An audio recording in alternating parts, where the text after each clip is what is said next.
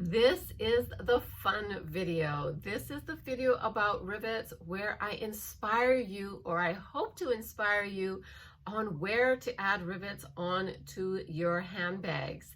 This is a show and tell. I will be sharing with you some handbags that I make and where I put rivets on them and why. Please stick around to the end where I share some mistakes that I have personally made, and I hope you'll learn from my mistakes and choose wisely when you are deciding on whether or not to add rivets onto your handbags. If you have not watched the previous 3 videos, which cover all the basics, how to buy rivets, how to measure them, how to very simply install them, then take a moment either now or after this video to learn all the simple steps to adding rivets into your bag making arsenal. Let's go check things out. This bag is a great example of using rivets for a variety of reasons. One, for aesthetics, because this bag has a matte finish. This is a cork in this pretty stone kind of color, and the whole bag is made in this gray, and so there's not much to it. And I felt like it really needed a little pop of some sparkle or shimmer in different places. Not only that, but the rivets enhance the special details of this bag, and I wanted to make sure that those places really stood out. So that was another reason why I went with a very basic background element to all the special features of this bag. So the first place I want to share with you is right on the bottom. I have rivets here. I use this method of rivets on larger tote bags as well. They do not take the place of bag feet. Bag feet actually lift your bag up off the ground. I put these on here because it adds a nice element here on the bottom as far as some decoration and interest. I also have in this rectangle piece here a very firm interfacing in there. And even though I used some very good spray adhesion to put it onto this cork, I want to make sure that it really stays in place. So I add these rivets so that the really firm interfacing, because it is so rigid, if you do a lot of bending and as people use it, I don't want it to shift or bend or anything inside there. So I use these rivets to, 1, add some visual interest, and 2, to keep in place a very stiff interfacing on the bottom of a bag. Another place that you'll see common place to add rivets is on straps. So this strap is pretty thick, and I put 2 rivets here to hold it in place. And then I have rivets here, and there are 3 rivets here and 2 here. If you look carefully at this side, it has this detail. It's supposed to be like this. This is a design element in this pattern to add this pleated look here on the side.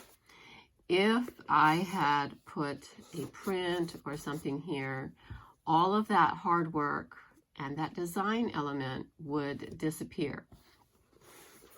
Additionally, to add more contrast and interest, so I used a contrasting color here and then the rivets here. So there are 7 rivets right in a small area.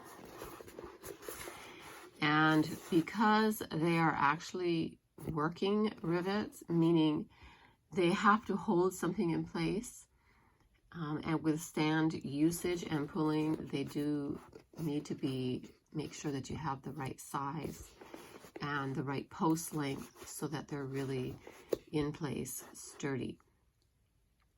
So I have 2 rivets here on the strap. That's a common place you'll see. And then this goes through everything, and I can feel the rivet on the inside and here, and they are holding this strap here. So you want to make sure that on places where this is where the pull is going to be, right, that you stitch in there and then you add the rivets. So that's another place that you can add rivets. And then the final place where I have rivets here is to add in my label. It comes pre-drilled with holes, and I put the rivets on there. Sometimes I use the smaller rivets on this one because I wanted to keep it all silver. I put the larger rivets, and that goes there. And there's no tension at all on this. So that's how I add rivets on this bag. So this bag has a number of rivets, and they really add to the design element. They add a little sparkle because there you can see on the inside where the rivets are at in here. So you want to make sure. It was helpful for me to have my method of installing rivets on this pattern, because getting into these tricky places was quite easy when I just had the post. So that's one example of where you might want to use rivets. Here's another example of adding a rivet to hold things in place, and it just makes it nice and tight and clean in there. And this is cork, so I could just fold it over once and there's not going to be any fraying there. And that's a little simple rivet on that strap. Here's a purse where I have a really unusual vinyl. It doesn't play well with others, as I say. And so when I've used it, it's only been by itself, but it needed a little something. And so I have rivets through these copper washers, and I just put them down the center of the bag. They're strictly for looks, and it really added a little something to the front of this bag. And then here I have the rivets. So it's sewn here, but the rivet helped to just finish it off. It was the finishing touch to this strap here. So again, this bag is very simple. It has only one color or one print design on the fabric. And so your hardware and how it looks and the placement of it really become, it draws the eye and it adds a lot of design elements. So you want to make sure that you choose really nice hardware, and when you do add rivets, that they're a good color and you choose wisely where you place the rivets. But once I put these on here, it made all the difference in the world for this purse. And here is another location and option for rivets. So again, I added this on afterwards, and the rivet goes right through. And these rivets, so I have a lanyard here, and it needed to lay down, so the way I made it. And I just folded it over and put the 2 rivets in place. And it adds a nice design element to a structural feature that I had to do. And that finished that off nicely. And other than that, this bag has no other hardware on it, just these 4 rivets here. One very critical thing to remember: do not use rivets to save the day. Meaning, if something is weak, a rivet should not be used to save the project. So the rivet, you have to remember, it's just a post that's going through a hole that you made in your project. It can help hold something in place.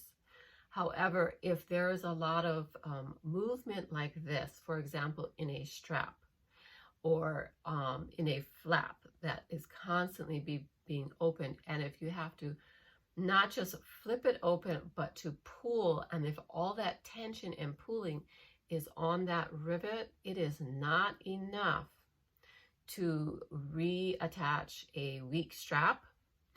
It is not enough to reattach another clip or something on there that's going to be under tension and constantly, especially tension that has a bending action. So pulling is one thing, but pulling like this, right? So if something is here and it's riveted on, pulling is one thing, but pulling and twisting, because that actually doesn't just put tension on that whole piece, but it puts tension right around the hole that you've made where the rivet is, and you can stretch the fabric and pop it off, tear it, whatever, around the rivet. So you can stitch and then put a rivet on it to hide the stitching, but to only use a rivet to try to save a project is not a good idea.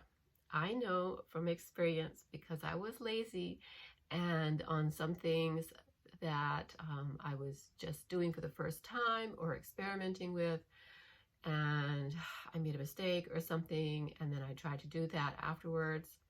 That was not a good idea. So I'm passing this wisdom on to you.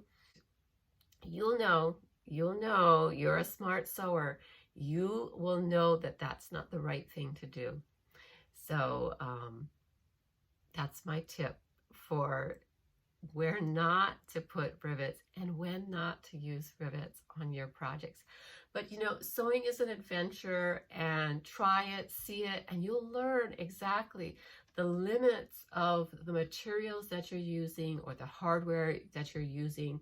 Yes, you should try to push the boundaries of things if you're going to really understand the full capability of the materials and items that you're using for your projects.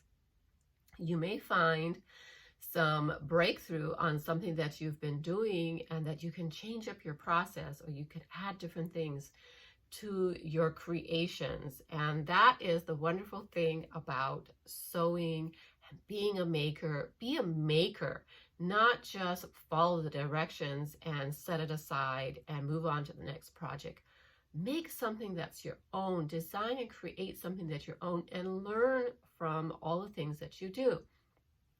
Just because you make something doesn't mean it has to be a, quote, success. Doesn't mean it has to be exactly as you intended from the beginning. My greatest leaps in my knowledge and education about handbag making has been when I have pushed the boundaries and I pushed it a little too far. So my sewing friends, this is the fourth and final video in this series. If you have enjoyed it, please take a moment, hit the subscribe button and the thumbs up button. That helps me out, and it helps share this video with other people who need to know all about rivets. Take a moment today, share the aloha one stitch at a time, and I will see you in the next video.